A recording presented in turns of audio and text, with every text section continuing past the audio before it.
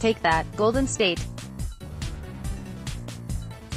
Andrew Harnik, AP. Shortly after Donald Trump was elected president, the Detroit Big Three automakers, General Motors, Ford, and Fiat Chrysler Automobiles, saw an opportunity. Under the Obama administration, fuel economy standards for automakers' fleets were set to rise to 50 mpg, which would have crimped Detroit's desire to sell highly profitable pickup trucks and SUVs, compelling them to invest instead in slow-selling hybrids and electric vehicles. Trump wanted headlines about his reversals of what his supporters considered anti-business Obama policies, as well as hiring in the Midwestern states that he unexpectedly won in the general election. The automaker could do that. Presto. A Trump deal was quickly sealed, with the automakers getting exactly what they wanted. They forgot about one important wildcard, however, California. Since the election, the Golden State and final-term Governor Jerry Brown have established themselves as a mega-resistor to all things Trump. It's often noted that, if California were a country, it would have the world's fifth-largest economy. As it happens, that economy is supportive of immigration, has been a hotbed of innovation, and for decades has led both the nation and the globe in environmental regulations. The bottom line is that although California is far from environmentally pristine, citizens of the state love their much cleaner air and aren't in any mood to have Washington mess with it. The automakers are trapped in a political confrontation. The Big Three go to Washington to make a deal with Trump.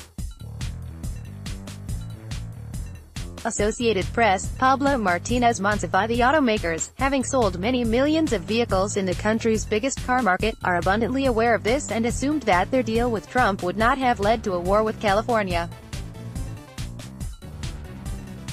But they underestimated the president's enthusiasm for confronting his political enemies, a large number of whom have a view of the Pacific Ocean. EPA head Scott Pruitt, no fan of California's tougher fuel economy and emissions rules, is bristling for the fight. He argues that California should set the tone for the nation.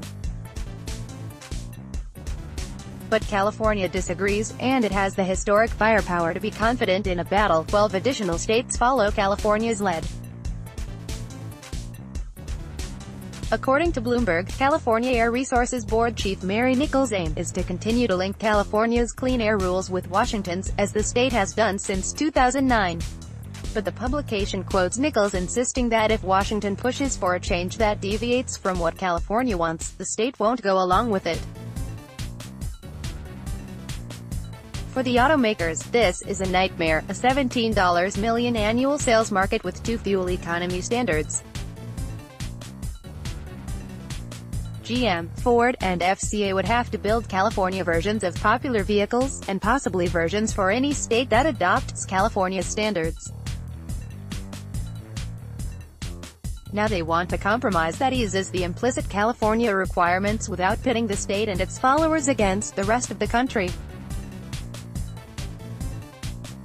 Trump and Pruitt don't have any chance of winning this war. The Big Three can exert considerable influence over the economies of Michigan and Ohio, and Californians will punish Detroit if the carmakers overplay their hand. The state's residents buy 2 million vehicles a year, and Detroit has for decades been forced to fight hard for its share against Japanese, German, and South Korean competitors. The freakout in Motown is getting palpable. The automakers were initially gleeful about Trump, but they neglected to inform the administration that FCA has been calling its own shots for years. Executives perhaps assumed Trump knew this. They were wrong, and now they're having to broker a new deal from a position of considerable weakness.